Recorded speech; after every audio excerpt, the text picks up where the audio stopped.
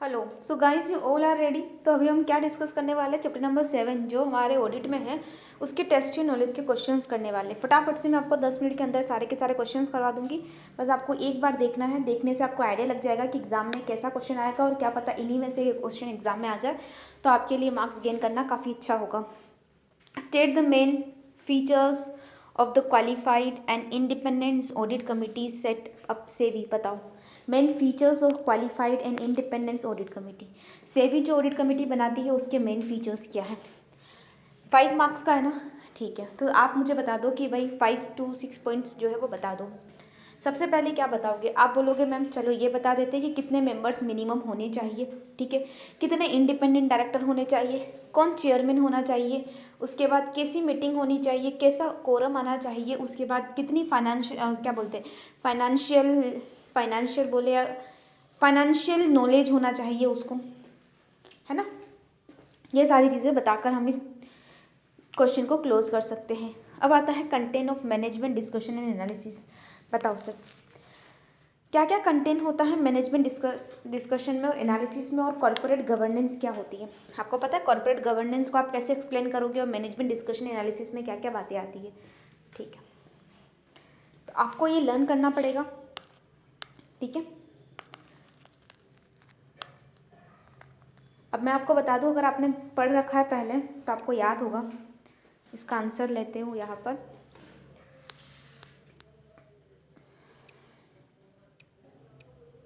चलो सबसे पहले कंटेंट क्या लिखा जाता है मैनेजमेंट डिस्कशन एंड एनालिसिस में। तो यहाँ पर बोलते हैं कि जब भी हम ये मैनेजमेंट डिस्कशन एनालिसिस रिपोर्ट तैयार करते हैं तो यहाँ पर क्या होता है, ये पार्ट ऑफ एनुअल रिपोर्ट होता है, समझ रहे हो, part of annual report to the shareholders, ठीक है। ये क्या होता है, रिपोर्ट होती है जो क्या होता है, form part of annual report to the shareholders, यानी कि जो शेयर होल्डर्स को रिपोर्ट जाती है उसका एक पार्ट होता है। मैनेजमेंट ने इसे क्या डिस्कस किया, क्या एनालिसिस करके सामने आया। This management discussion and analysis should include discussions on the following matters. अब मेरी बात सुनो, कौन कौन से मैटर्स होते हैं जो हम इंक्लूड करते हैं। सबसे पहले मैनेजमेंट से हमने जो इंडस्ट्री के स्ट्रक्चर के बारे में बात करी होती है। देखो ऑब्वियसली मैनेजमेंट माने टॉप मैनेजमेंट, बड़ा लोग। तो आप उनसे क्या बात करते हो कि सर आपका बिजनेस का स्ट्रक्चर क्या है, आप किस प्रोडक्ट के डेवलपमेंट पर फोकस कर रहे हो, कौन सी अपॉर्चुनिटीज़ और थ्रेट्स आप अपने बिजनेस के लिए देखते हो, सेगमेंट वाइज प्रोडक्ट वाइज आप क्या सोचते हो, आउटलुक क्या है, रिस्क एंड कंसर्न्स क्या है, internal control system and their adequacy के बारे में आप क्या सोचते हो, डिस्कशन क्या है ऑन फाइनेंशियल परफॉर्मेंस के बारे में, और material developments in human resource के बारे में आप किन चीज़ों के बारे में बात करते हो। यानी कुल मिला के अगर मैं आपसे कहूँ कि content of management discussion and analysis ये बात कहता है कि भाई साहब आप अपनी एनुअल रिपोर्ट बनाते हो ना शेयर होल्डर की, हाँ जी बनाते हैं। एनुअल रिपोर्ट जो शेयर होल्डर की बनाते हैं, वो एनुअल रिपोर्ट शेयर होल्डर के साथ साथ जो आप रिपोर्ट बनाते हो वो रिपोर्ट किस तरीके की बनती है, क्या कहना चाहते हो। मतलब एक मैनेजमेंट डिस्कशन रिपोर्ट होती है जिसमें मैनेजमेंट यानी कि टॉप लेवल किस तरीके से किसी प्रोडक्ट को डेवलप करने के बारे में सोचता है, क्या अपॉर्चुनिटीज़ और थ्रेट जो होती है वो अपने बिजनेस में देखता है, सेगमेंट वाइज और प्रोडक्ट वाइज परफॉर्मेंस कैसी है, क्या आउटलुक है। देखो आउटलुक का मतलब होता है नज़रिया, है ना, नज़रिया, उसका क्या नज़रिया है लॉन्ग टर्म को लेकर, क्योंकि बिजनेस वालों के पास आउटलुक होता ही है। वो क्या रिस्क एंड कंसर्न रखता है, internal control system and their adequacy के बारे में, discussion on financial performance with risk with respect to operational performance और material developments in human resource industrial relation funds including numbers of people employed. तो इन सब के बारे में हम लोग बात करते हैं। अब उसी तरीके से मैं आपको यहाँ पर और डिटेल डिस्कशन बता दूँ सिग्निफिकेंट चेंजेस के बारे में। ये कहता है कि अगर चेंज होता है 25% और मोर इन रेशो में तो भी हम डिस्कस करते हैं। अगर सिग्निफिकेंट चेंज मतलब कि 25% और मोर का चेंज होता है, चाहे फिर वो डेटर हो, इन्वेंटरी हो, इंटरेस्ट कवरेज रेशो हो, करंट रेशो हो, डेट इक्विटी रेशो हो, तो सिग्निफिकेंट चेंज होता है तब, और डिटेल चेंज। तो अगर आपको एग्जाम में आ जाए तो आप ये सोचना कि भाई साहब वो देखता है कि उसकी क्या थ्रेट्स है, क्या पोजीशन है, क्या आउटकम्स है, क्या आउटलुक है, क्या डेवलपमेंट है, क्या क्या रिपोर्टिंग के लिए सिग्निफिकेंट ट्रांजेक्शन्स में चेंजेस है, वो सब कुछ। अब मेरी बात सुनो। Second is what is a corporate governance. Sir corporate governance का मतलब होता है एक कॉर्पोरेट नीति। गवर्नेंस का मतलब होता है एक नीति। सर इस नीति के अकॉर्डिंग काम होता है, लोग इसके अकॉर्डिंग चलते हैं, ठीक है ना, बस वही चीज़ होती है। Is a system by which companies are directed and controlled by the management. किसके द्वारा सर? मैनेजमेंट के द्वारा। In the best interest of the shareholders and other, ensuring greater transparency and better and timely financial reporting. Sir corporate governance कहता है कि एक ऐसी policy जो होती है जिससे क्या होती है, कंपनी डायरेक्ट होती है और कंट्रोल होती है। देखो आपको भी कोई ना कोई गाइड करने वाला है ना, और आप उन्हीं की डायरेक्शन में अपने आप को वे देते हो। मे भी आप इटसेल्फ हो सकते हो, या फिर आपको कोई ना कोई पुश करने वाला है, आपको गाइड करने वाला है, सही गाइड करने। मे भी वो आपके टीचर्स हो सकते हैं, आपके फ्रेंड्स, फैमिली मेम्बर्स, कोई भी पर्सन हो सकता है, कोई आपका आइडियल भी हो सकता है, ठीक है। तो क्या मैं कहने की कोशिश कर रही हूँ कि बस यहाँ पर भी यही समझो कि एक कंपनी को डायरेक्ट और कंट्रोल करने के लिए कॉर्पोरेट गवर्नेंस बहुत ज़्यादा ज़रूरी है, और ये मैनेजमेंट के द्वारा किया जाता है ताकि हम लोग शेयर होल्डर के बेस्ट इंटरेस्ट में काम कर सके, क्योंकि उनका अल्टीमेटली पैसा लग रहा है। हम उनके बेस्ट इंटरेस्ट में काम कर सके, उन्हें बेस्ट रिटर्न दे सके, बहुत अच्छी ट्रांसपेरेंसी को हम लोग मेंटेन कर सके। इसलिए हम ये काम करते हैं ताकि हमारी फाइनेंशियल रिपोर्टिंग में और बेटर प्रेजेंटेशन आए और बहुत अच्छा प्रेजेंटेशन दिखे। अब सुनो सर, इसके अलावा और क्या कहता है corporate governance. SEBI on September 2015 issue a security exchange board of India. Sir हमारी सेबी ने क्या किया, एलओडीआर रेगुलेशंस बनाई। तो जब आप कॉर्पोरेट गवर्नेंस लिखो और सेबी एलओडीआर नहीं लिखो, ऐसा नहीं हो सकता, ठीक है। You should mention a SEBI LODR also with the objective of streamlining and consolidation of provisions listing agreements in. तो हमारा यहाँ पर क्यों बनाया गया, सेबी ने बोला कि भाई साहब हम भी चाहते हैं कि हमारा मार्केट बहुत अच्छे से रेगुलाइज हो, इसलिए हमने सेबी एलओडीआर बनाया ताकि लिस्टेड कंपनी क्या करे, और ज़्यादा गवर्नेंस को फॉलो करे। एलओडीआर रेगुलेशंस जो है डिवाइडेड है जनरली 2 पार्ट्स में, ध्यान रखना। एक होता है substantive provisions are incorporate in main body, while क्या बोलते हैं, procedural requirement are incorporated in form schedule। LODR regulations captures the corporate governance, ठीक है। तो ये कुछ चीज़ें जो थी वो आपको देखनी थी, बता दी मैंने। अगला देखना, question number 3। Dishonest limited a company incorporate in India has 6 member in its audit committee. तो ठीक है, मिनिमम 3 चाहिए, 6 है, कोई दिक्कत नहीं। Due to recessionary conditions in India, ठीक है, इंडिया की कंडीशन रिसेशनरी है। In India the revenue of the company is going down. Sir देखो डाउन जा रहा है। And there is slow down in other activities of company. अभी ये रिसेशन का केस आ ही गया, तो एक चीज़ ये भी है कि अब बहुत सारे इकोनॉमिस्ट ये बात को लेकर संशय जता रहे हैं, दैट दे आर अज्यूमिंग कि मंदी आने वाली है या मंदी आ चुकी है, लेकिन कहाँ और किस हद तक मंदी स्टैंड करेगी नहीं पता। अभी हम ये खुद सोचते हैं कि अगर मंदी आएगी, लोगों की जॉब जाएगी, तो फिर इकोनॉमी में क्या होगा, हम लोग कहाँ स्टैंड करेंगे, या फिर जो न्यू लोग आएंगे वो लोग इकोनॉमी में कहाँ स्टैंड करेंगे। क्या जब मंदी होगी तब हम लोग सर्वाइव कर रहे होंगे, आई डोंट नो, लेकिन कहा तो यही जा रहा है, देखते। इसलिए don't depends on always on job, ठीक है। जॉब को हमेशा सेकेंडरी चीज़ रखो, बिकॉज मंदी का दौर जो होता है वो जॉब छीन लेता है, जैसे कोरोना टाइम में भी काफ़ी ज़्यादा छीना है। तो ठीक है, चलो अपन डिस्कस करते, कहाँ मैं ये डिस्कस कर रही हूँ। Dishonest limited a company incorporate means I want to say that dependence on job is good. लेकिन जैसे होता है ना कि हम लोग एक रूल होता है कि फर्स्ट जैसे 7 को हमारे पास पैसा आया एज ए सैलरी और हमने 15 तक या 20 तक ख़त्म कर दिया, तो ट्राई टू कि थोड़ा थोड़ा सेविंग कर लें। जानते हैं महंगाई बहुत है, बट फिर भी छोटी छोटी सेविंग्स हमें इस तरीके की जब आती है ना मंदी या फिर कोई वायरस ऐसे अचानक, तो हमें हेल्प करता है।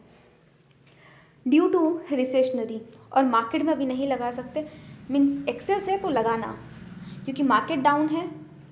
बहुत सारे जन बोलते हैं कि डाउन मार्केट में इन्वेस्ट करने का, लेकिन एक्चुअली तब इन्वेस्ट करने का जब यू हैव एक्सेस मनी। आप अपना साल भर का पैसा अपने एक बार साइड में रखो खर्च का, उसके बाद अगर आपको लगता है ना कि एक्सेस है तो इन्वेस्ट करो, वरना अभी इन्वेस्ट करने जैसा कुछ है भी नहीं, ठीक है। तो मार्केट डाउन रख कर आप इन्वेस्ट करो, नहीं, don't do this, okay. Therefore it was expected that, ठीक है, डाउन हो रहा है, there is a slow down in other activities of the company, therefore it was expected that there would not be a significant work for member of the audit committee. ओहो हो, बोले sir हमारे लिए ज़्यादा काम दिख नहीं रहा अभी। Considering the overall recession in the company and economy, the member of the company decided unanimously to meet once in a year, साल में एक बार मिलेंगे। Only on March 31, 2020 they reviewed monthly information system of company and found no error. As an auditor of Dishonest Limited, would by consider the decision taken by the audit committee and its line with the correct। तो मैंने बोला कि भाई साहब ये गलत है, क्योंकि ऑडिट कमेटी जो होती है वो साल में एटलीस्ट 4 बार मिलेगी और जनरली उन्हें मैंडेटरी इन बातों का तो रिव्यू करना ही करना है जो मैं आपको बताने वाली हूँ। तो फिर यहाँ पर आपका ये कहना बिल्कुल गलत होगा। और मैं आपको बता दूँ, it is a very important question. मुझे भी उम्मीद है कि इस बार आपको नवंबर 22 में ये क्वेश्चन पक्के से पक्का आपको 5 मार्क्स के लिए दिखेगा, ठीक है। आ जाओ, एक एक लाइन पढ़ लेते हैं ताकि कोई भी क्लियरिटी अगर आपको नहीं है ना तो आ जाए। On the following additional requirement as stipulated under SEBI listing obligations and disclosure requirements regulations 2015 LODR regulations on which section 177 of companies act. तो यहाँ देखो, हमेशा ध्यान रखना जब भी तुम ऑडिट कमेटी लिखो ना, देखो छोटी छोटी चीज़ें तुम्हें ना मार्क्स दिलाती है, तुम्हारी बड़ी बड़ी चीज़ें या तुम ना रट्टा ना तुम्हें मार्क्स नहीं दिलाता। तुम जब भी ऑडिट कमेटी लिखो ना, तुम सेक्शन 177 और सेबी LODR दोनों लिख कर आओ, तुम अच्छा इंप्रेशन डालोगे। क्योंकि यहाँ देखो देखो, है ना, छोटी छोटी चीज़ें हैं, ठीक है। Committee should meet at least, देखो शुड है ना, मिलनी चाहिए। कब मिलनी चाहिए? 4 times इन अ ईयर, साल में 4 बार मिलनी चाहिए। And not more than 120 days, और एक गैप से दूसरे बीच का गैप जो है वो 120 दिन से ज़्यादा का नहीं होना चाहिए, ठीक है, between 2 meetings. The quorum shall be either 2 members और 1/3 of the members. Sir quorum क्या बोला? कोरम कहता है 2 या फिर 1/3, जो भी हो, ग्रेटर जो भी ज़्यादा हो, but there should be a minimum of 2 independent directors, ठीक है।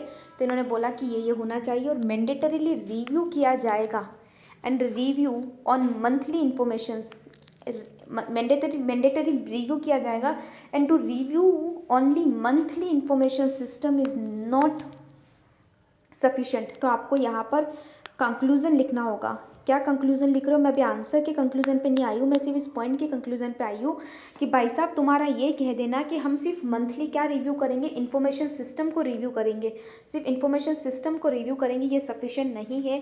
They here the audit committee members reviewed only monthly information system of the company and the same is not sufficient as per LODR regulation, ठीक है। The audit committee shall mandatorily review, क्या mandatory review करेगी? The following informations as per LODR, ठीक है। तो आपने सबसे पहले मीटिंग के बारे में लिखोगे। मेरी बात सुनो, तुम्हारे नंबर्स में बचा रही हूँ तो प्लीज़ मुझे सुनने का। मीटिंग के बारे में लिखोगे, कोरम के बारे में लिखोगे, उसके बाद ये कंक्लूजन मत लिखना भूलना कि भाई साहब ये गलत है। सिर्फ मंथली एक चीज़ को रिव्यू करना ही गलत है, क्योंकि मैंडेटरीली रिव्यू ये कहता है। तो आप ये कहना कि भाई एक ऑडिट कमेटी का ये कह देना कि भाई काम कुछ नहीं है, एक बार हम सिर्फ यही रिव्यू करेंगे, नहीं, ये सारी चीज़ें आपको मंथली रिव्यू करनी होती हैं, जिसमें अभी ये पॉइंट कट चुका है, ठीक है। तो तुम बोलोगे सर MD, ऑपरेशन और कंडीशन, है ना, बोलो फटाफट से। सब मैनेजमेंट से जो भी डिस्कशन किया, जो भी एनालिसिस आया फाइनेंशियल कंडीशन का और जो भी रिजल्ट ऑफ ऑपरेशन है ना, आप उसे चेक करोगे। फिर मैनेजमेंट का लेटर और letter of internal control weakness को चेक करोगे issued by the statutory auditor. फिर चेक करोगे इंटरनल ऑडिट रिपोर्ट जो आती है internal relating to internal control weakness, ठीक है। तो इंटरनल ऑडिट रिपोर्ट चेक करोगे। उसके बाद चेक करोगे भाई साहब तुम्हारे चीफ इंटरनल ऑडिटर का अपॉइंटमेंट अप्रूवल और टर्म। उसके बाद चेक करोगे quarterly statement of deviation including fund और यूटिलाइजेशन ऑफ फंड और क्वार्टरली डेविएशन का स्टेटमेंट। तो सर क्या समझा तुमको? 3 तो इंटरनल ही है, इंटरनल कंट्रोल की वीकनेस, इंटरनल ऑडिट रिपोर्ट जहाँ तुम इंटरनल कंट्रोल की वीकनेस देखोगे, letter of internal control weakness, internal audit report, ठीक है। तो यहाँ पर तुमने लेटर देखा, यहाँ पर तुमने लेटर देखा, यहाँ पर तुमने रिपोर्ट देखी और फिर तुमने बोला यार बताओ किसने अपॉइंट किया। तो चीफ एग्जीक्यूटिव इंटरनल ऑडिटर के अपॉइंटमेंट को लेकर बात करी, एक क्वार्टरली बात कर ली और एक तुमने ये जो है MD, FC और O के बारे में बात कर ली, ठीक है। अगला आ जाओ। Comment on the following light of certificate of compliance of conditions of corporate governance to be issued for a listed company where the board consists of 10 directors including a non-executive director as chairman, and further there were 5 meetings held during the year as followings। तो देखो हमने 5 meeting करी। अब आप हमें guide करो क्या सही है क्या? 120 दिन है ना, क्या बोलता है? 120 दिन से ज़्यादा का गैप नहीं होना चाहिए। कितना गैप हो रहा है? 4 से 5, 5 से 6, 60 डेज। फिर 6 से 7, 7 से 8, 8 से 9, 90 दिन। 9 से 10, 10 से 11, 11 से 12, 12 से 1, अच्छा 120 प्लस 2-4 दिन ज़्यादा ही हो जाएंगे। सर यहाँ पर तुम गलती कर रहे हो ये दोनों के बीच। उसके बाद यहाँ तो नहीं हो रही है, तो क्या तुमने कंप्लाइंस पूरी करी? ऑफ कोर्स नहीं करी, यहाँ कंप्लाइंस पूरी ही नहीं करी है ना। अगला यहाँ से ये वाली मीटिंग के बीच there are 4 directors, independent director, 1 of them resign on. ओ हो सर 4 इंडिपेंडेंट डायरेक्टर है, एक ने रिज़ाइन कर दिया। A new independent director was appointed. बताओ, मैंने बोला सर 3 महीने में, रिज़ाइन करने के 3 महीने में अपॉइंट हो जाना चाहिए। आप बताओ क्या 3 महीना है क्या? 25/5 से 25/6, 25/6 से 25/7, 25/7 से 25/8। भाई साहब क्या कर रहे हो, क्या कर रहे हो? Chairman of audit committee did not attend the annual general meeting held. अरे चेयरपर्सन को तो क्वेश्चंस के आंसर्स देने के लिए होना ही पड़ता है खड़ा। The internal audit report were obtain by audit committee on quarterly basis, ठीक है। Q1 internal audit report comment on certain serious irregularities as regard electronic opinion auctions of scrap. The agenda of audit committee did not deliberate और to take note of the issue. Sir audit committee answer देने के लिए present होगी तो फिर जवाब क्यों नहीं दिया? There is no woman director. Oh my god sir, top 1000 में तो इंडिपेंडेंट वुमन डायरेक्टर चाहिए, बाकी वुमन डायरेक्टर ले आओ, चाहिए ही चाहिए। बताओ सर, आ जाओ फटाफट आंसर पे, है ना। चलो पढ़ लेते एक बार। Compliance of conditions of corporate governance in case of a listed company. हमेशा ध्यान रखना, जब भी तुम कुछ चीज़ों के बारे में हमेशा ध्यान रखना, जब भी तुम सेबी LODR लिखो और लिस्टेड कंपनी का नाम नहीं लिखो, अरे बाबा बहुत बड़ी गलती कर रहे हो। As per listing obligations and disclosure requirements regulations 2015, depending upon the facts and circumstances, some situations may require as adverse and qualified statement or disclosure without necessary making it a subject matter of qualification in the auditor's certificate in respect of compliance of requirements of corporate governance. For example, the audit committee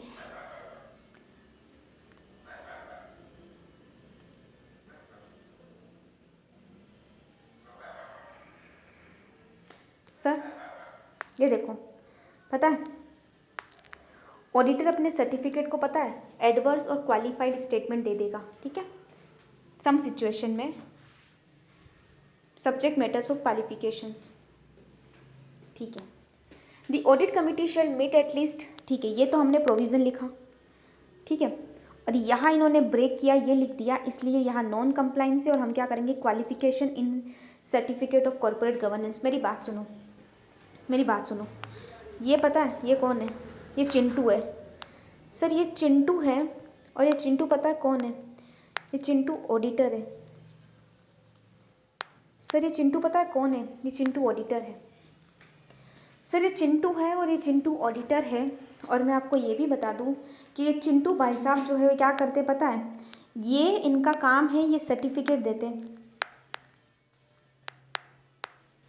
certificate of corporate governance, क्योंकि हमारे यहाँ पर लिखा हुआ है कि भाई साहब उसे चार्टेड अकाउंटेंट से क्या करना पड़ेगा, सर्टिफिकेट ऑफ कॉर्पोरेशन लेना पड़ेगा। उस सर्टिफिकेट को हमारे पास राइट होता है एज अ ऑडिटर कि हम उसे एडवर्स क्वालिफाइड कर सकते हैं या फिर हम उसे जो है अनक्वालिफाइड भी इशू कर सकते हैं अकॉर्डिंग टू कि उन्होंने कंप्लाइंस पूरी करी या नहीं करी। सर यहाँ पर नहीं करी तो हम सर्टिफिकेट ऑफ कॉर्पोरेट गवर्नेंस जो है वो क्वालिफाइड इशू कर देंगे, तो हमने यहाँ पर क्वालिफाइड इशू करना है।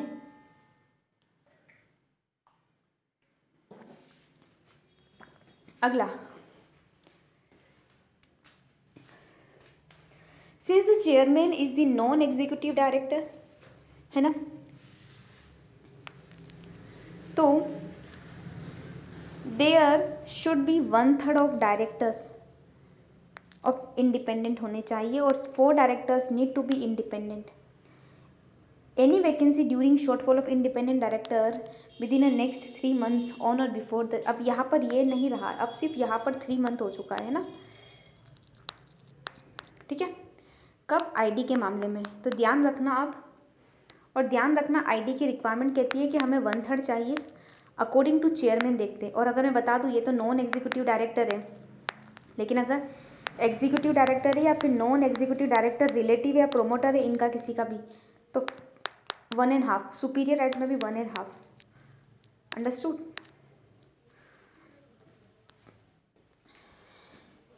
सिंस यहाँ पर आपका डिफ़ॉल्ट है, हम वापस से क्वालिफिकेशन रिपोर्ट इशू कर देंगे। रिपोर्ट बने सर्टिफिकेट ऑफ कॉर्पोरेट गवर्नेंस। तीसरा देखो, आपने कंप्लाइंस पूरी नहीं करी, क्योंकि आंसर देने के लिए तो खड़ा होना ही पड़ता है। यहाँ पर बोला मैंडेटरी रिव्यू में आ जाती है ये बात कि भाई आपको मैंडेटरी रिव्यू करना पड़ता है, जहाँ पर agenda of audit committee did not deliberate और टेक सीरियस इरेगुलरिटीज़, तो कुल मिला के आपने मैंडेटरी रिव्यू नहीं किया है ना। और अगला वुमन डायरेक्टर के बारे में बता ही दिया, ठीक है। तो भाई साहब यहाँ पर थोड़ा मैंने आपको करेक्शन में मैंने सही नहीं बताया, मैं आपको करेक्ट करवा दूँ, क्योंकि इंटरनल ऑडिट रिपोर्ट के बारे में बात हो रही है ना। तो ये कहता है कि भाई साहब सीरियस इरेगुलरिटीज़ मिली लेकिन आपने बोला डिड नॉट डिलिबरेट, तो सर बिकॉज ऑफ ये जो है ना कहाँ आता है,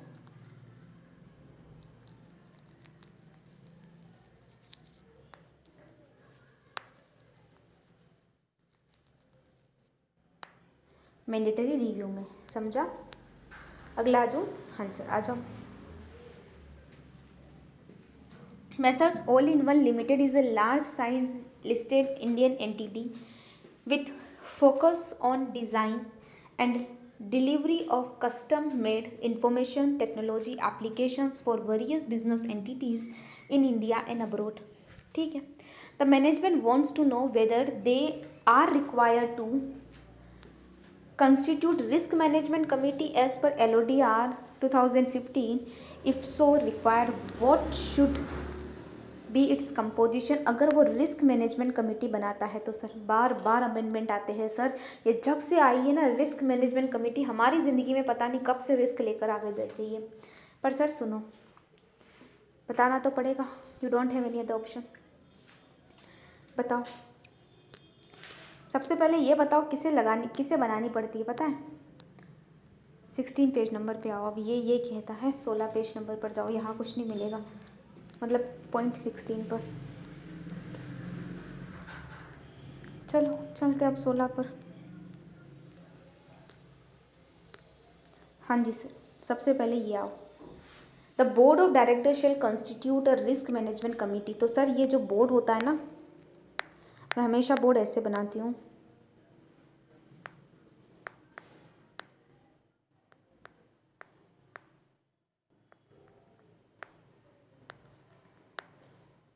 ठीक है। जो ये बोर्ड है ना, ये एक्चुअली ये बोर्ड जो है वो बनाता है इस कमेटी को।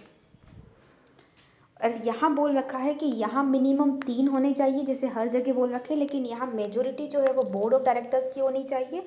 और जनरली यहाँ एक इंडिपेंडेंट डायरेक्टर होना चाहिए, और एसआर वाले में सबके सब इंडिपेंडेंट होने चाहिए, नहीं एटलीस्ट 2/3 इंडिपेंडेंट होने चाहिए एसआर वाले में। इसके अलावा सर 2 बार मिलेंगे ये लोग,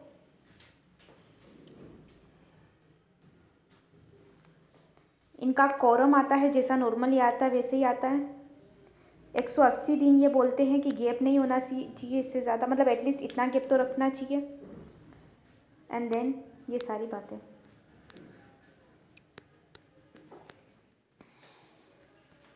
अगला आ जाओ, अगला क्या कहता है सर, अगला क्या कहता है, XYZ limited has conducted 4 meetings. Sir 4 meeting कर रहे हैं, ठीक है, एक अप्रैल में, एक जून में, एक अक्टूबर में, एक फरवरी में। Does it comply the provision of conducting meeting, ठीक है। अब आता है 7 question. Statutory auditor of ABC limited has resign on July 10, 2020। उन्होंने रिज़ाइन कर दिया। Weather he shall be liable for issuing limited review report for the quarter, ठीक है सर। तो देखो ऑब्वियसली लाइबल होंगे, क्योंकि आप 45 दिन के बाद रिज़ाइन करोगे तो उस क्वार्टर की रिपोर्ट भी देकर जानी पड़ेगा। लेकिन अगर आप 141 में डिस्क्वालीफाई हो जाते हो तो क्या रिपोर्ट देनी पड़ेगी? नहीं सर, फिर नहीं देनी पड़ेगी। PQR auditor of XYZ Limited has signed limited review report of second and third quarter. तो whether auditor is liable to issue a fourth quarter report? Of course sir, उसे limited review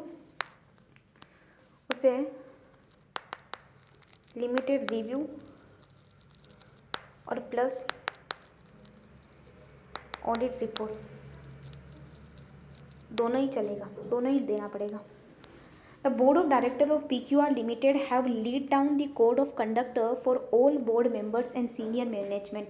The auditor is provided with the annual compliance affirmations received from the board member and explained that since there is no change in composition of senior management, the previous year affirmations may be considered valid.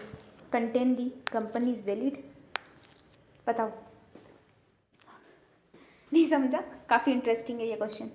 The board of directors of PQR Limited have laid down the code of conduct of all the board of directors or senior management. Auditor is provided that the annual compliance affirmation received from the board members and explanations, and since there no change in the composition, हमने इस बार का कोई affirmation नहीं करवाया।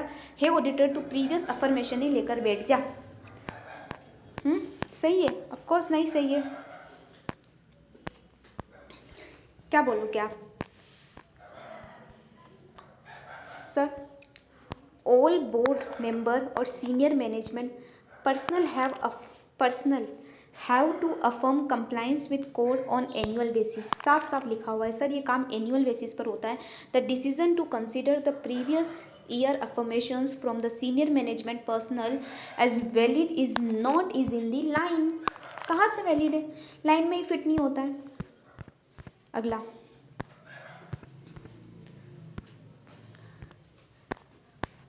RST Limited has established a visual mechanism to enable its director and employee to report genuine concern and seek protection against victimization.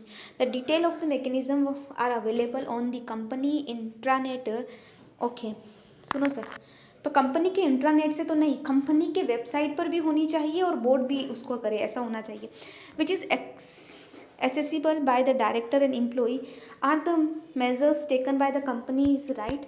तो ये intranet पर होना ही नहीं चाहिए, हो तो ठीक है, इंट्रानेट पर हमें कोई दिक्कत नहीं है, लेकिन अकॉर्डिंग टू ये होना चाहिए वेबसाइट पर और बोर्ड रिपोर्ट में, है ना। फेल 2, आपने LODR को फेल किया, ये MCQ में भी आया था एक बार। तो ये क्वेश्चन आपको पढ़ने पड़ते, कभी MCQ में पूछ लेते हैं। Genuine limited has establish the internal complaints committee under the sexual harassment of women at workplace act 2013 post act. The detail, name, email address and contact number members are available on the company intranet which is accessible to all the employee. However, no disclosure regarding number of complaints. नहीं sir, ऐसा गलत है। Disclosure देना पड़ता है आपको अपनी board report में, नंबर ऑफ कंप्लेंट्स कितनी आई है, कितनी रिजोल्व हुई और कितनी पेंडिंग पड़ी है, ठीक है ना, पता है। हाँ जी सर। तो 3 चीज़ें देखो, शेड्यूल 5 साफ साफ कहता है कि भाई साहब अगर ऐसा कुछ है तो आपको क्या करना पड़ेगा, corporate governance should be disclose in a corporate governance of, और ऑडिट रिपोर्ट में आपको डिस्क्लोज करना पड़ता है, सॉरी एनुअल रिपोर्ट में आपको डिस्क्लोज करना पड़ता है कि कितनी कंप्लेंट फाइल हुई, कितनी डिस्पोज हुई और कितनी पेंडिंग पड़ी हुई है। पोस्ट एक्ट जो है offer protect to all the womens and employ of the staff, ठीक है, ये सब कुछ प्रोटेक्ट करने के लिए है बाय प्रोवाइडिंग डिटेल ऑफ, यहाँ पर आप करके फेल होते हो कंप्लाइंस मीट करने में, आपको रिक्वायर नेसेसरी कि आप जो है वो ये चीज़ें एनुअल रिपोर्ट में दिखाओ। कहाँ दिखाओ, एनुअल रिपोर्ट में, ठीक है। हाँ जी सर। तो ये पूरा का पूरा चैप्टर मैंने करवा दिया। Thank you so much. Half an hour में पूरे क्वेश्चंस हो गए।